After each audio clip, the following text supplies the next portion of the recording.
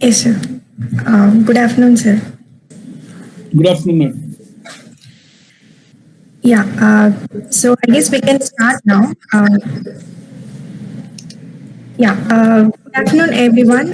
So I'm very happy to welcome you all to this YouTube live session today. Uh, so we'll be having a conversation with Chetan sir, who's an expert in nature inspired designs. Yeah, so let's tell a few words about yourself. Okay, I'm an architect by profession. I've been running a design firm for the last 23 years now, called Kham Design. It's an architectural practice space, working on the concepts of space. And we've been working on various issues of sustainability, issues of how do we get really inspired through nature and start working on interpreting them into our architectural expressions. Also, I run another institute called Humpy Center for Design, which is being visualized as a hub for design dialogue, through which we do a lot of workshops. Could be on nature-inspired design thinking. We do a lot of webinars. It's more of a dialogue center, very much like what's happening with IIT Madras. So, but not to that scale, though. And it's based out of Humpy. Okay.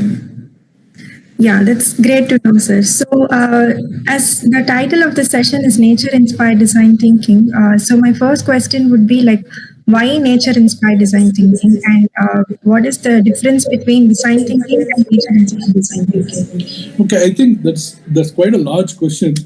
I would first want to talk about why we really need to look at nature as an inspiration, right? So the issue goes to this that we as human beings have occupied this place, let's say, for the maximum of around 50 to 60,000 years, which is our recorded history. Right? I'm not too clear about the dates, the timeline, but say approximately around 50,000 years. But Earth as a planet has been evolving for the last 4.5 billion years, which means that our presence on planet Earth has been quite minuscule, has been quite, would you say, has been just a blip in the evolution of Earth, right? And nature, for sure, in this 4.5 billion years of evolution, has gone through many cycles of learning and relearning and coming out with design solutions. That's why we have objects which are so beautiful to look at, which have forms which have a reason and is not just there just because of just being beautiful, but having some kind of a function attached to it. There's a reason behind everything that nature has done, and that's one reason why we really need to look at nature as an inspiration. Because again, if I really look at it, I would want to talk a lot more in terms of the way we live our lives versus the way nature literally leads its cycle, and what is the kind of concerns we need to get into. We have kind of created a huge challenge for ourselves as a species. I think we are one of the most stupidest species on planet Earth because we are digging our own grave. I can't think of any organism. There are species which dig their own grave, but we are consciously digging our own grave. We might be here from another blip of Earth's evolution, but let's try and delay that as much as possible. Because the kind of evolution we have gone into, the kind of consumption we have gone into, it's like digging our own grave right now. Yes, sir. But it's really ironical, right? So we think that humans are like the most most successful creation of nature, but ironically, we are actually behaving in the most stupidest way with respect to nature. Right. The cause for that is basically the way we lead our lives, right? We have a very linear system of leading our lives. All our resources come from Mother Earth. Everything, the pen I use, the iPad on which we are talking today, the chair I sit, the car I drive, all the raw materials for everything we have ever produced on planet Earth comes from Mother Earth. I don't think we borrow anything from the moon yet. We don't borrow anything from Mars yet. We still haven't reached that stage of going and polluting another, or rather making use of another resource, right? So, but after we consume, we are never process of the way we are consuming things. We as a society, we as a species are sending everything back into the planet Earth as a landfill, and not literally looking at it as being food for another process. And that's what we do. We maximum recycle it, or we reuse the 5 hours we use, and then we end up throwing everything into a landfill, thinking that Earth will manage to resolve itself later. It would definitely resolve all the waste we've created, but it would not be for our species. It can become food for another species, but not for us. We might find new organisms which can eat into plastic, right? But it might not be a cyclical system for us. The spirit of Gaia, which is a philosophy of the Greek, talks about this whole idea that Earth will continue to live. It might become a ball of fire, it can become a ball of ice, it can become a ball of water, but it will continue to survive. Earth will continue to survive. It is just that we don't have to save Earth. That's a wrong nomenclature we put to ourselves, saying that let's save Earth. Sorry, we are not saving Earth. We are saving ourselves from our own destruction. So that is the path we need to take. And what better guide than to go for nature as an inspiration? Because nature for billions of years has looked at solving problems, Everything we face today, be it financial problems, be it management problems, be it a product design problems, is already been addressed by nature. It is the most economical way of surviving. It has found ways of creating things which become food for another process immediately.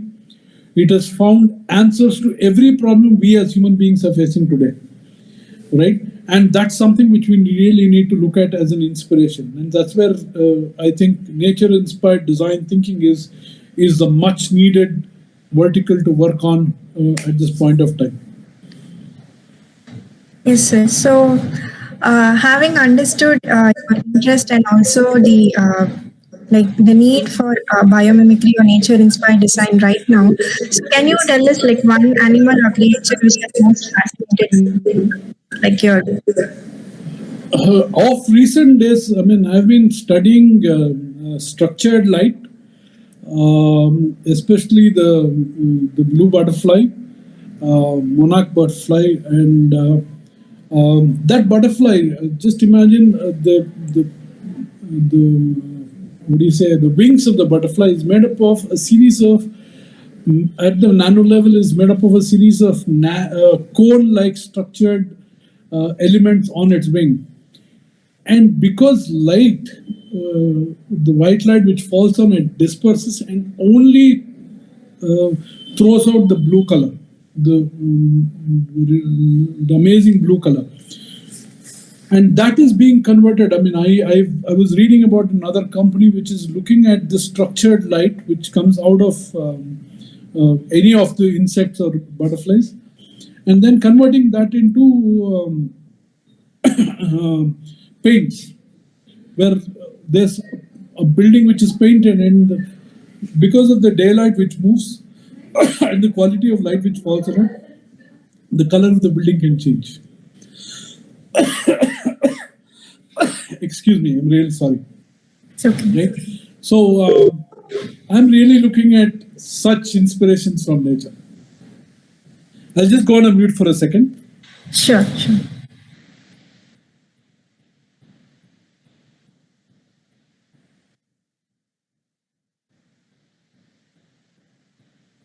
Excuse me, suddenly I'm getting a little bit of cough from past day. Sure. Are you okay now? I'm okay. Yeah, sure. Yeah, so you actually talked about like how efficient nature is, right? Can you give us some insights on the process of natural selection and how humans can actually inspire from the process of natural selection? Right. So I think one of the amazing theories we have been introduced to is the theory of evolution by Charles Darwin. It talks about survival of the fittest due to natural selection, right? And it's not just being fit in terms of being strong, but nature by evolution has been selective in terms of removing things which does not work in that ecosystem, and thereby looking at what is the most best way of surviving and developing that species further. Out of the hundreds of people in this who will be looking at this video, not one of us are similar to each other, and we all belong to the same species. So each one have been some kind of a value add into the nature's equation of saying, let me better myself, right? And that is something which helps us really understand how nature has been looking at growth, right?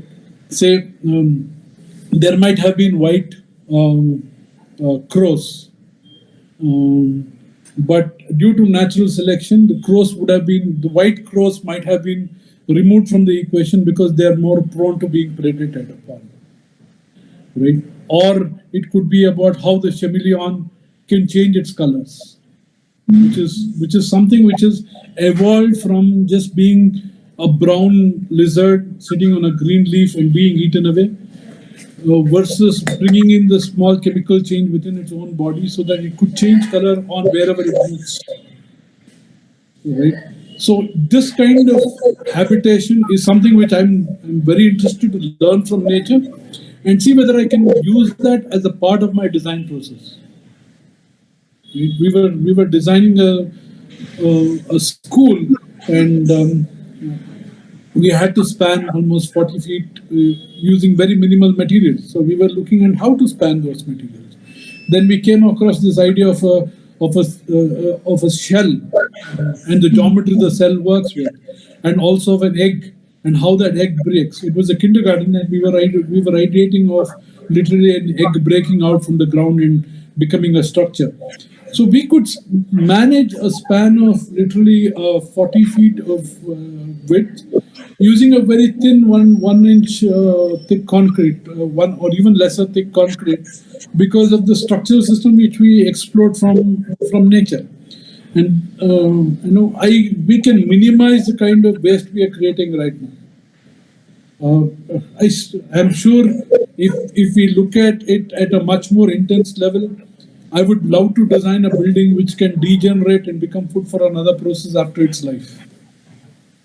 And definitely that's the thought process we need to get into as we are moving forward in terms of material studies and things like that. Yeah. So we have one question from the audience. What are the opportunities available for biomimicry in India? Look, we already are seeing effects of climate change. We are already understanding that the waste we create can't just go and become part of a landfill. We have various companies moving into this idea of cradle to cradle rather than cradle to grave. A cradle to cradle concept is what nature really works with, where the end product of any cycle becomes food for another process. Say, for example, the leaves of a tree, as it erupts out, is quite rich with chlorophyll. You see the brilliance of chlorophyll in it. It starts absorbing as much of, doing its work of photosynthesis, and as it ages, as it wears out, it's the chlorophyll starts being removed from that system and starts being flooded into another leaf which is freshly being grown out, and this slowly falls down and fall and becomes some kind of food for insects, and then becomes nitrogen fixtures for its own plant from where it's been shed down, right? So it's a very cyclical system. There's no waste in nature. And if we can start looking at this kind of a concept in terms of design, Could be designing anything, could be designing a product, could be designing a building, could be designing a process, could be designing a management system, could be designing an ecology or financial management system, anything. I see that we will have such design thinkers in the boardroom of any corporate office in the coming years. It is the need that we start looking at how nature solves management systems and put it into a management process for any company. And I think it's a sunrise industry, an industry which has a lot of scope. It's still a lot more at the research level, but a lot of scope. Jane Buer's University of Biomimicry Institute is spearheading this kind of a thought process and creating a lot more thinkers on similar lines across the world. And I'm sure in India, it is going to be a sunrise industry soon. Okay, sure. Yeah, going back to our discussion of philosophies and theories related to nature-inspired design.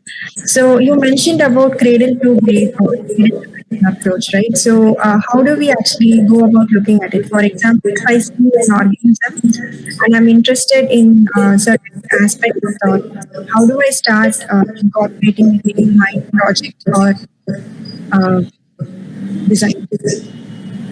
Right. First, very frankly, first is about getting into an empathic role of saying, as a designer, as a leader, can I integrate that idea of cradle to cradle into anything which I try to solve, any kind of problem I'm trying to solve? Can I start looking at cradle to cradle as an idea? I think that's the first step we really need to work on. But then I would like to go jump a little bit, madam, because I would like to jump into this idea of what is design thinking, which is design thinking is a very interesting thought process which has started off in various institutions today. It was spearheaded by the Stanford University, which came out with this idea that can I look at how designers think and come out with very fresh ideas of problem solving? And can I use that design thinking process for solving any day-to-day activities in any field, right? That's where it started off. And Stanford University kind of came out with a 5-step process of saying first is empathy, of getting into the shoes of the problem itself and trying to understand the problem at a much larger level. And the second one is to define the problem of what is the problem. I mean, that's the biggest thing of understanding the problem. We need to dwell on the problem statement for a much longer time and allow it to ferment and make us understand what the core issue of that problem statement is. That's the second step of problem solving. The third step is where we get into ideation of thinking and coming out with solutions, right? Could be very unique solutions, could be breaking the norms, could be taking the untrodden path and coming out with various solutions. That's the ideation part. And the fourth step which Stanford University talked about was prototyping, of making a model out of it and trying to understand how it would look and feel and things like that. And the last and final step would be about testing it with people who will use it and come out with solutions. It's okay. Design thinking is majorly anthropocentric, which is basically meaning that it is based on the human being. We are trying to solve problems of the human being, and that's where design thinking comes into place. That's what Stanford University came out with. Nature-inspired design thinking is kind of tweaking this whole process of saying, instead of the 5-step process, can I make it? Can I add a couple of steps into this process so that it can add value? It can add value of bringing in learnings from nature. So it's about empathy. It's about defining the problem. And the third step is where we add of asking nature how to solve this problem, of getting into that inquiry of putting in the right kind of questions to nature. If my problem statement is, how do I design a chair? I can't ask nature, how do I design a chair? So it is about breaking the problem down into various elements, saying that how does nature transfer loads? How does nature bring in mobility? How does nature support? Various such questions. So get into that, asking nature the right kind of questions. That's the third part. And the fourth part is building the design matrix. Each of these questions, you might find solutions right from a bacteria to a whale. Right? For each of these questions, if I have to really look at how does nature transfer loads? I'm sorry. How does nature transfer loads? So we might be able to understand the load transfer from a single cell to how nature allows a blue whale to move and transfer loads in the water. So building the whole design matrix from understanding what can I take from the blue whale and what can I take from the unicellular organism, and building that whole matrix, and then coming out with a design solution, then ideating on that design solution, then creating the prototype and testing it, and then going back and forth on any iterative way of either going back to a design inquiry or going back to redefining the problem statement, and then coming out with a wonderful design problem solution. Yeah, so actually, for most of us, it's like a very introductory kind of uh, level we are in about biomimicry. So I think this will help us to look more into this design process, so that I think many of them are asking also questions like how to go about doing a project. So yeah, I hope your guidelines will help us to look more into this process as such. Right. I have I will go through it through a couple of examples of how different companies have really looked at it. One example I would like to look at is a very famous example of biomimicry, which is the bullet train. If you all have seen the bullet train, the modern bullet train has got a very um, beak-like structure on the facade, on its front edge. Your earlier bullet train had a blunt facade, had a blunt front edge, right? So whenever this bullet train used to move through tunnels, because of the density of air, it created some kind of a sonic boom, which kind of hit the wall of air. So it definitely created some kind of a sonic boom. Number one, it also drastically reduced the speed of the train. So, okay, that's the problem statement which I have to really look at. Then you start looking at redefining the problem statement and saying that how does nature move between two mediums of two different densities without cutting down its speed, without cutting down without having any resistance. And one of the solutions which they came out was with the kingfisher's beak. A kingfisher can hover over a surface of water, identify its fish, put its beak inside without disturbing the surface of the water, catch its fish and come back. So the moment they pulled this idea of a kingfisher's beak and then converted that into the facade of a bullet train, we have, today we have trains which moves at much faster speed. Today we have trains which have reduced their sonic boom because of this, which allows the air to transfer on that curve and move out of the train without creating some kind of a barrier for the train to enter the tunnel. So it's some kind of an understanding of how nature has helped us solve the problem. Okay. It is not definitely a cradle to cradle design, but something which is more about being inspired from nature and moving towards it, right? Similarly, there are many such examples. Another example is of a company called Sharklet Technologies, which looked at how the shark is able to swim at that speeds in water, even though it has a large mass. And then when they look at the micro level, the surface of the skin, it is made up of a certain geometry which influence chocolate technology to redesign the swimwear of people who can wear that clothing.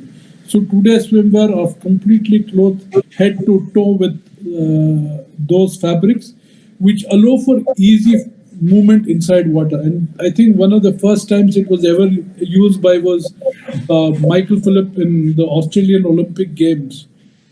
It definitely helped him. He has come on record where he says that it definitely helped him improve his speeds, and it gave him 9 or 10 Olympic gold medals in the Australian swimming Olympics. There are many such examples. Where even in one of our workshops, which we were doing on nature-inspired design, we had a chemical engineer who was a participant who said he wanted to create a soap which does not have high acidic value. And in his understanding of the pH values of a soap versus a shower gel, a soap had acidic value, whereas a shower gel had alkaline value. And it gets the acidic value because of the hardening element which comes into it. So he was saying that how can I keep the alkaline value of a shower gel and still make it into a soap, because that is what is being used by the normal man. So then when we started looking at organisms, we looked at organisms which has a skin which allows for water movement to happen only on the unidirection, which does not allow water or liquids to move from one side of the skin onto the other side, but it allows water to move from inside to the outside. So he ended up designing a soap case, which is made up of that kind of a membrane, which allows for soap to move from inside to outside and not from outside to inside. Right? So all you need to have is to fill it up with the shower gel and use it on your body, and it still works like a soap. Okay. Right? So it's simple things like that. Is how can I look at nature for an inspiration there and use it as a design process? Yes, sir. So I have one question at this point. Like you have conducted workshops for students, right? So you might have come across people from different backgrounds. So how is their response towards biomimicry, and what is the enthusiasm among students for biomimicry? Right.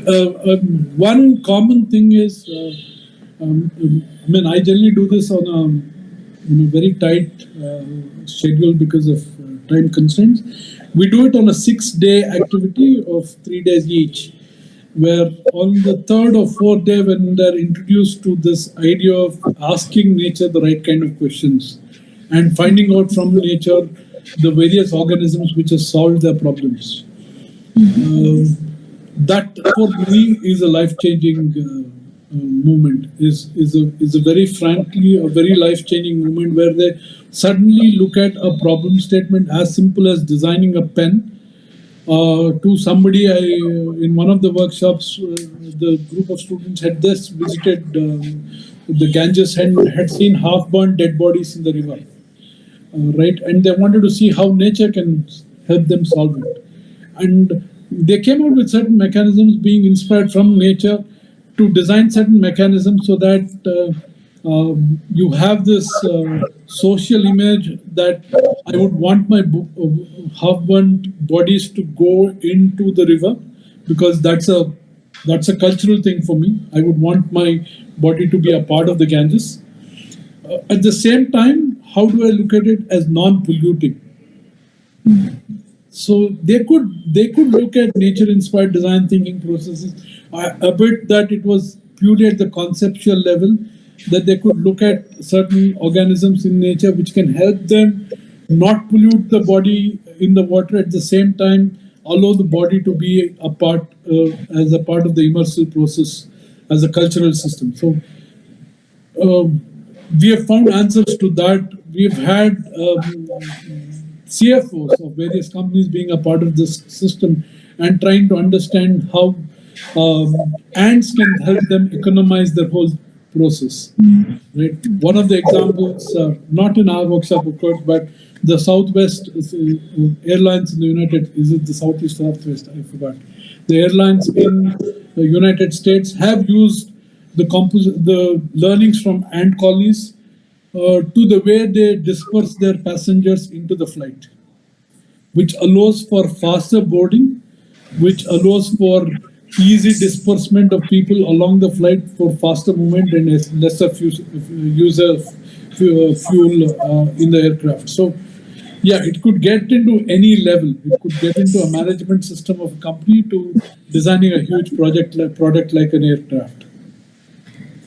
Yeah, that's actually very interesting to know. Like, I usually like ants. Like, we have a lot of interesting things to learn. So, yeah. Now, this is also one more like a follow-up kind of question. So, as you mentioned about companies, so what is the response or inclination of investors or maybe target companies towards this approach, like nature-inspired? Right. I personally haven't come across too many people who are working on this. But why I'm saying that this is a sunrise industry is that I see this as a very futuristic must-have process in any company in the coming days. We always try to solve a problem when it hits us most, unfortunately. But we need to go into that forethought or literally looking at how we can solve problems without digging our own graves, right? Only when we know that the grave is quite deep, we start trying to fill it up. So I see that it's a need. I would definitely see that it's going to be the future of a lot of companies. We see that Apple is moving towards zero emissions as a company in the next 15, 20 years of time, and they've already started doing various things into their products. There are a lot of companies which are looking at nature-inspired design. There has been companies which have been looking at nature-inspired design for eons to come. I mean, say any of the aircrafts we see, look at various types of flight, the hovering flight, the gliding, the beating, many kinds of flight, which is being used in the design of aircrafts. So I definitely see this as a norm in the coming days. So it's a sunrise industry for me. And you will find a lot of companies getting into, I don't know about the Indian setup, but across the world, there are a lot of startup companies working on nature-inspired design thinking strongly. Sure. So now I have a question which is more specific to your profession, like housing solutions, right? So there are I somewhere read in an article that there are n number of examples for housing solutions from like organisms, living creatures. So what is your take on this? So I also read about this sleep cocoons, which can act like smartphones because they can regulate the temperature and so on. So what is your thought on housing solutions using bio? Right. It's at multiple levels. Very frankly, for an architect, nature-inspired could be at multiple levels. One could be of understanding climate and being responsive to the climate, like you rightly said. We did work on one such concept of an anthill influencing one of our buildings in North Karnataka called Ilkal, where temperatures soar up to almost 46, 47 degrees. But using certain systems which we borrowed from nature and put it onto our build form with the available materials, we are able to control temperatures by almost 15 to 16 degrees inside the house. And that's a huge saving for a house like in Ilkal, like using the wind catchers used in an anthill and things like that. Where we manage, even in summer, only in peak summer during the afternoons, they use a fan. So we can use climate responsive architecture. We can look at structural systems because the way we use materials today, we still work with a 90-degree idea of transferring loads on a 90-degree, or column and beams are 90 degrees. Nowhere in nature do we find columns and beams or load transfers happening on a 90-degree. So if I have to really look at this idea of load transfers in nature, and in one of our projects for another college, we were designing a school, again, where we looked at the tree and said that can we incline the columns inward on the ground floor and outward on the first floor? What does it do for our structural systems by keeping the center of gravity constant? And that brought in a reduction of the consumption of steel by almost 30%. If versus keeping it at 90 degrees. I'm sure you'll find a lot more different ways of solving it to bring down that same load transfer to even 10% of what we were earlier using on a 90 degree. Yeah, it's something which we keep on researching on to another level, which could be about coming out with new materials. We are still working on materials which are taken out from Mother Earth, but can I look at chemically forming new materials which can become food for another process after its death? There are a few people who are working on bricks made out of algae, right? So the structure grows because of algae growth and then disintegrates after its given time of usage. Things like that. So a lot of temporary housing can be designed based on that system. Okay. So it's a very futuristic thought, but yes, somebody needs to make a start. Yeah, sure. So, yeah, this is like one follow-up question from what you said. So, is there a like specific difference between recycling and using a nature-inspired design? Right. We always work with the 5 R's. Right. Reuse, reduce, recycle, refuse, and things like that. But I think we forget the most important R, which is to redesign. I think whatever we do with the 5 R's, the final product is it becomes a part of the landfill. Yeah. Right.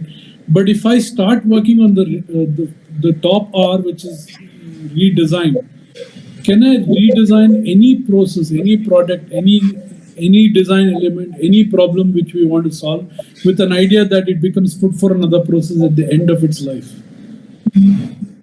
Then we are following nature's principle. And that is where I see nature-inspired design thinking coming at the top R, right?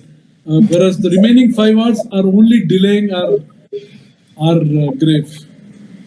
The redesign would be removing the grave from the equation.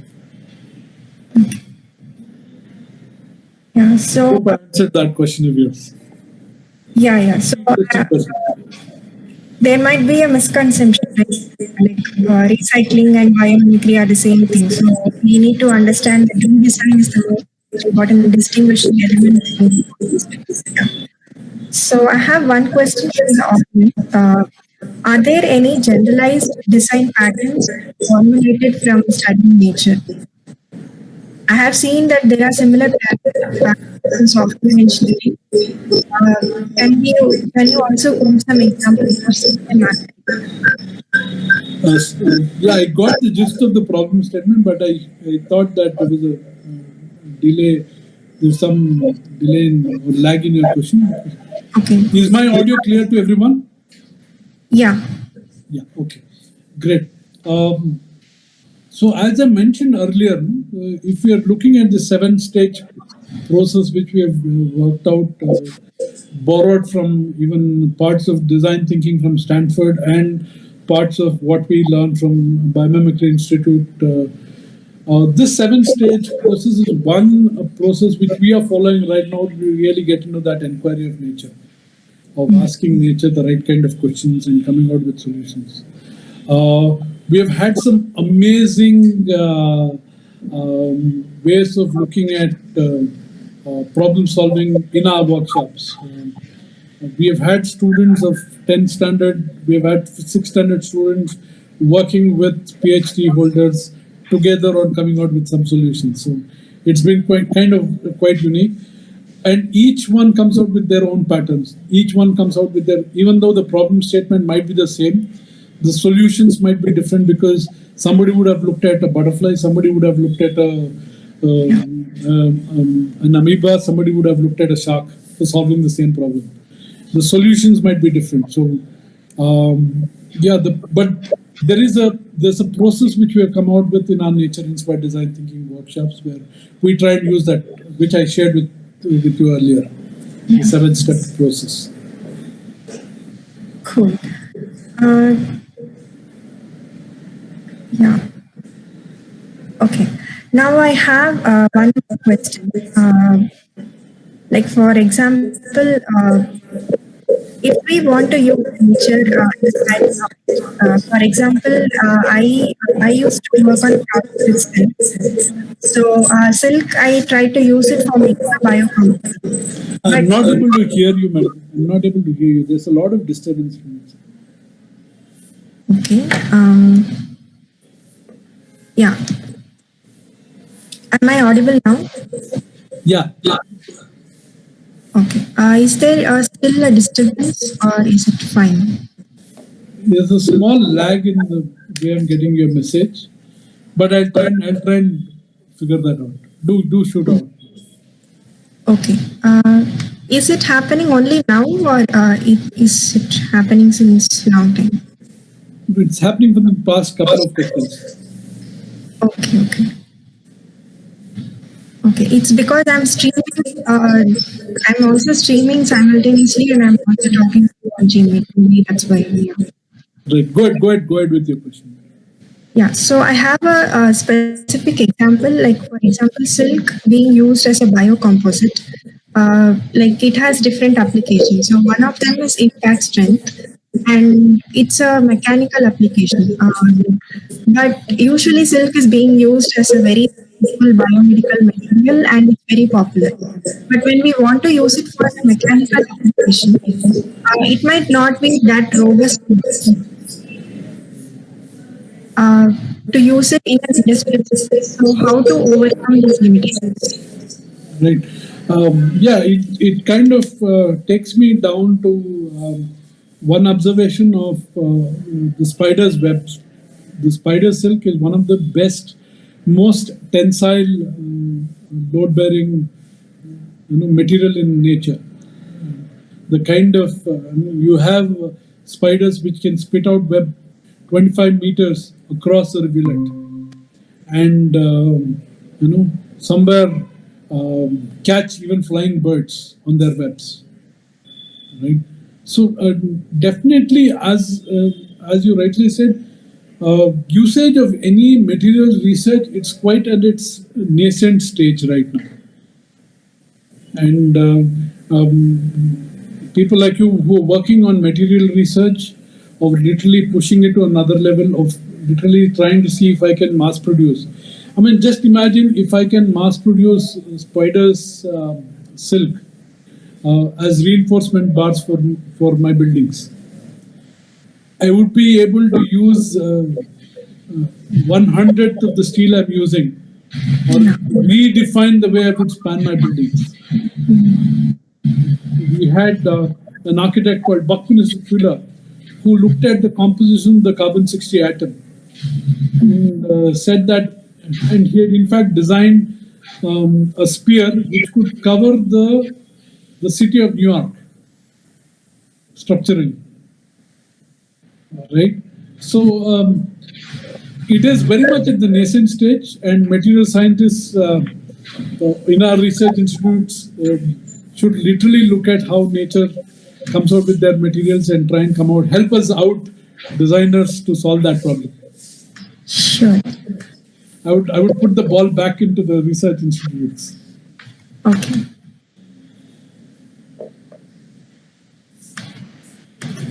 Yeah. I have a follow-up question from what you just said. What do you think? How do you think we can make a successful collaboration between interdisciplinary researchers and designers? Yeah. The future is all about collaboration. The future is not purely about only specialization and moving away. I think the future is all about collaborations, and the need for institutes and designers to collaborate. I mean, is primordial. Is of very high importance today, because until you have a biologist, a naturalist on board of a design team, or a designer on board of a management team, you will not be able to bring about this change, right? A follow-up answer to what you were talking about earlier is about getting a material scientist to come and study how I can mass produce web silk, spider silk, and giving it onto the hands of a designer who can pull out new design solutions using that is the need of the hour. Excuse me.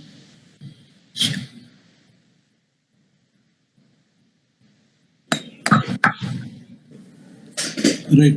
So similarly, material scientists who can come out and tell me this is how you can design a chair, the fabric of a chair, and that does not go back into a landfill, right? Or maximum we are doing right now is to reuse or upcycle things. But can I make it food for another process itself? Can I allow it to decompose into becoming a part of Mother Earth again? Sure.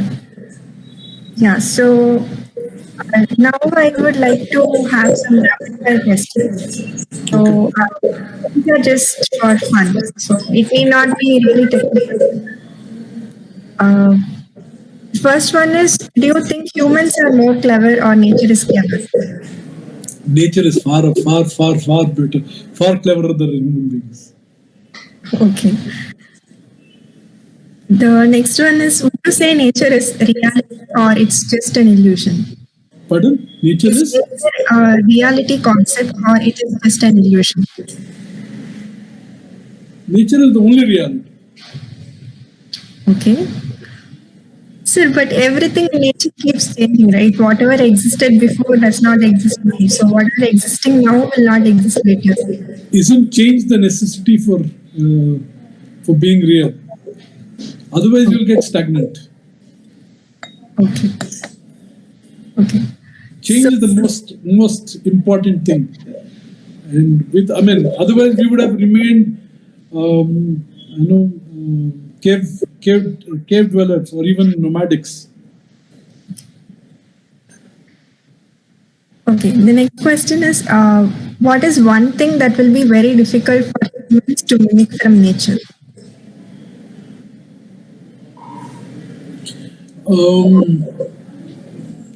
I think nature has a strong element of time in it. Okay. Right? Like I said, 4.5 billion years versus 50,000 years. So, if I have to really look at a species, dinosaurs were one of the longest dwellers of planet Earth. I think they were here for almost 250 million years of dwelling. And during one extinction period, almost 95% of the species were wiped out at one time in Earth's evolution. And then the 5% has evolved further into where we are today. So I think nature has time on its edge. It will continue to survive in its different forms. We don't have that edge. We might have another 50,000 years at our disposal. Whatever we are talking today, do you think BC is too far away? Whatever we took at timelines, right? Whatever we are talking about, even historically, we are talking about 400, 500 years old. Or maximum a few BC years old, which is hardly 2,500 years, 3,000 years old. Nature has evolved for 4.5 billion years. Okay. Yeah. So that was not a rapid question. Okay. So the next question is, if you would like to get one superpower from any of the organisms, what will be that? To decompose. Okay. I think if I'm able to design something which can decompose, I think that's the most brilliant superpower I can get from nature. Okay. Yeah.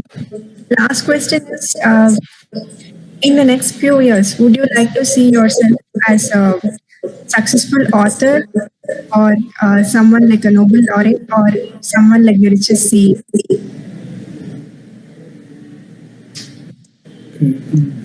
Okay, I think author would be a better scalable thing for me right now. Okay, great. Yeah, so that's it from my side. So I'll just check if there are any other questions from the audience. Uh, yeah, there's one question from the audience. How can we deal with scaling issues when we talk about biomimicry? How can How we deal with? scaling issues? How to mass manufacture bio-inspired designs? Yeah, nature-inspired designs are basically at the conceptual level, are basically at the ideation level. I wouldn't say conceptual level, at the ideation level. And that kind of a thought process can be scaled up. I mean, you can take this idea. I mean, we were talking about designing of swimwear using the chocolate technologies, the shock technologies, and that can be multifold. I mean, if I'm getting solutions of using the silk web, I can multiply it in any number of things, and also minimize the use of natural resources. I'll give you a simple example. Let's say, for example, the laptop which we use, which is hardly 3 kgs in weight, it takes out close to around 12,000 kgs of resources from Mother Earth when it's being extracted. Right? And when I throw a laptop into a landfill, I'm not just throwing 3 kgs, I'm throwing all that 12,000 kgs of resources I've borrowed from Mother Earth. Now, if I redesign a laptop which can decompose and become food for another process, I'm just thinking loud. If I can design a laptop which can decompose and becomes food for another process, I don't throw anything into a landfill. Right? Today, from space, there are only 2 things which are visible, which are man-made on planet Earth. One is the Great Wall of China, and the other one is the landfill of New York. Yeah. So that I think that because today, very frankly, if all of us starts living like an American, an average American, if we all start living, we literally require 7 Earths to survive today. I want to bring to notice that there's this idea of Earth Overshoot Day, which is being done by the United Nations supported Footprint Association or whatever, which talks about how, when do we overshoot in a year that year's resources, right? It's a very important concept which we need to really understand. Earth has a capacity to replenish its resources. Could be in the sense of water, good air, minerals, food, whatever. It has a capacity to replenish itself. Right? From 1985 onwards, we've been consuming more than what the Earth can replenish in a year. So today, thanks to COVID, where we had a complete lockdown of all industries, everything, for almost 2 to 3 months, the Earth Overshoot Day shifted from August 1st to August 20th, which gave me hope, frankly, COVID gave me hope that human beings can repair themselves. Which means that if I continue, I mean, it is being stated that by 2030, we will need 2 Earths to survive on a regular basis.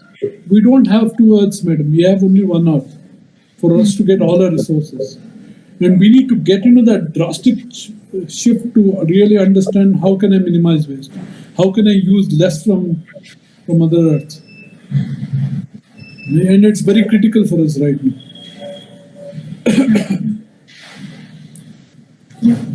So, so that's it from my end and also from the audience. So, if you would like to have some closing comments or any other advice for us for aspiring people environment. Thank you. Thank you for the opportunity. Thank you for the opportunity from IIT Madras. It was great to be on this platform. But I think we need to be environmentally conscious in whatever we're doing right now. I think that would be the parting words, and say that let's be conscious of what we're doing. I don't think we can be eco-friendly yet. We can only be environmentally conscious. And that's the first path towards moving towards being an environmentally friendly species. Let's move on that idea. And Humpy Center of Design, I would like to just take a couple of minutes on. This is a center which is working on a design dialogue, and one of the most strong design dialogues with Humpy Center of Design has been working is about being environmentally conscious, or on looking at nature as an inspiration, working on various things. But there are a lot of dialogues which were happening on parallel fronts at Humpy Center of Design. And in the COVID season, we've been doing similar workshops, doing similar webinars on the platform. And in fact, every Wednesday, every Saturday at 4 o'clock, we do have a webinar where we have various artists and designers coming and sharing their thoughts about the way they work with design. And we've been having a lot of youngsters coming and presenting their works. In fact, today evening also, we do have. You can follow us on Instagram, Humpy Center for Design, CENTER for Design, to get more inputs. And there are a lot of other activities which we are doing. So do follow us on Humpy Center of Design to get a lot more inputs. And I'm really happy IITM is doing this weekly activity, similar activity, and exposing people to a lot of interesting thought processes. I congratulate you on doing this activity too, madam. Sure, sir. Thank you. We are very happy to have you as a guest today, and we are very happy to know about your initiative. So I think it will be a great platform for people who are really interested in pursuing something serious about biomimicry. So, I'm sure they will follow your page. And also check out some of your comments. So thank you once again for joining us today in the middle of, I think it's in the afternoon. So thank you so much. Thank you for that opportunity. Also, we do curate nature-inspired design thinking workshops for various organizations, or we do workshops on that too. So anybody would want us to help them curate a program, we would definitely be interested to work with you on that. Sure, sir. We'll keep this in mind and check out for future possibilities of working together as well. Thank you, madam. Thank you for this opportunity. Thank you. We are available on YouTube as Career Development Cell Research IIT Madras.